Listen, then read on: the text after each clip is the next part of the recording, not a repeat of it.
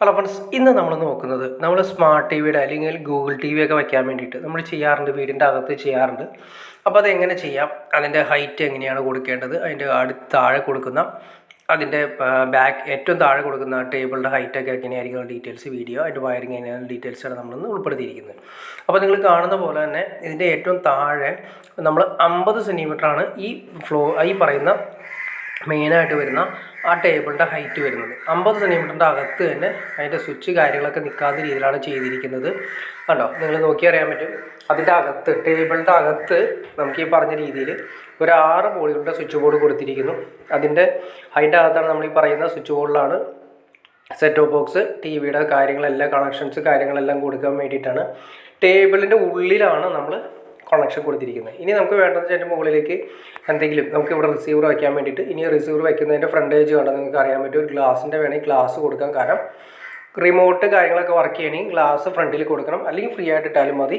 അവിടെ നമ്മൾ റിസീവർ കാര്യങ്ങളൊക്കെ വരുന്ന സമയത്ത് അടഞ്ഞു കിടക്കാൻ പാടില്ല. അതിന് വേണ്ടിയിട്ട് സെപ്പറേറ്റ് ചെയ്തിരിക്കുന്നതാണ് ആ കാണുന്നത്.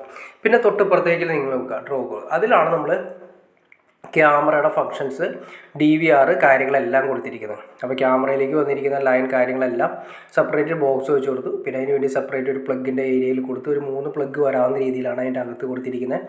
6 മോഡ്യൂളുടെ പ്ലേറ്റാണ് നമ്മൾ കൊടുത്തിരിക്കുന്നത്. പിന്നെ അതിൻ്റെ അകത്താണ് ക്യാമറയുടെ കംപ്ലീറ്റ് വയറുകൾ അതിൻ്റെ അകത്ത് വലിച്ച് DVR കറക്റ്റായിട്ട് അവിടെ വയ്ക്കും. അപ്പോൾ അതിൻ്റെ ഏറ്റവും വലിയ ഗുണം എന്ന് വെച്ചാൽ ഈ ഏരിയയിൽ നിന്നുമാണ് നമുക്ക് മോണിറ്റർ ഔട്ട് അല്ലെങ്കിൽ വൈഫൈയുടെ കണക്ഷൻസ് കാര്യങ്ങളെല്ലാം TV ആയിട്ട് ബന്ധിപ്പിക്കാനും ക്യാമറ സിസ്റ്റം വർക്ക് ചെയ്യുന്ന കറക്റ്റായിട്ട് നമ്മുടെ TVയിൽ കാണാനും വേണ്ടിയിട്ടാണ് നമ്മുടെ TVയുടെ ഏരിയയിൽ ക്യാമറയുടെ സെറ്റ് ടോപ്പ് ബോക്സ് സെറ്റ് കാര്യങ്ങളെല്ലാം നമ്മൾ കൊടുത്തിരിക്കുന്നത്.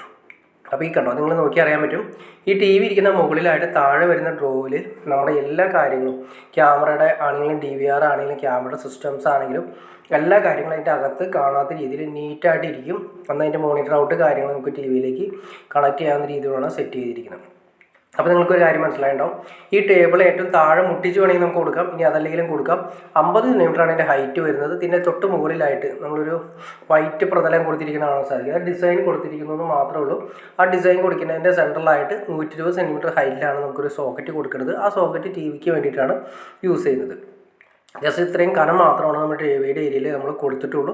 ബാക്കി കാര്യങ്ങളെല്ലാം തന്നെ TV നമുക്ക് ഇതിലാണ്, നമ്മൾ വാളിലാണ്, ഈ പറയുന്ന വാളിലാണ് നമ്മൾ ഫിക്സ് ചെയ്യുന്നത്. അതിലേക്ക് വരുന്ന കേബിൾ കാര്യങ്ങൾ കൊടുക്കാൻ വേണ്ടിയിട്ട് നമ്മൾ അതിൻ്റെ താഴെ അതിൻ്റെ അകത്തൊരു പൈപ്പ് ഇട്ട് കൊടുത്തിട്ടുണ്ട്. ഇപ്പോൾ അത് ക്ലിയർ ചെയ്തിട്ടില്ല. അത് അതിൻ്റെ ബാക്കിൽ കിടക്കുന്നത് 120 സെൻറ്റിമീറ്റർ ഹൈറ്റിൽ TVയുടെ ബാക്കിൽ വരാൻ വേണ്ടിയിട്ട് പ്ലഗ് സോക്കറ്റും അതുപോലെ തന്നെ HDMI കേബിള്, അങ്ങനെയുള്ള കേബിളുകൾ, LAN കേബിളുകൾ അങ്ങനെയൊക്കെ ആവശ്യമുണ്ടെങ്കിൽ അത് കൊടുത്തിട്ടുണ്ട്. അപ്പോൾ നിങ്ങൾക്ക് ഏകദേശം അങ്ങനെയാണ് ഒരു TVയുടെ കാര്യങ്ങൾ സെറ്റ് ചെയ്യേണ്ടതെന്നും എന്തെല്ലാം കാര്യങ്ങൾ നമുക്ക് ഈ ഒരു TV ഇരിക്കുന്ന ഏരിയയിൽ നമുക്ക് എങ്ങനെ നീറ്റായിട്ട് വയറ് കാര്യങ്ങളൊന്നും കാണാത്ത രീതിയിൽ കൊടുക്കാൻ ഏകദേശം നിങ്ങൾക്കൊരു ഐഡിയ കിട്ടിക്കാണിച്ചായിരിക്കുന്നു. ഇനി എന്തെങ്കിലും ഡൗട്ട്സ് കാര്യങ്ങൾ തീർച്ചയായിട്ടും കമൻറ്റ് ചെയ്യാനും മടിക്കരുത്, ഷെയർ ചെയ്യാനും മടിക്കരുത്.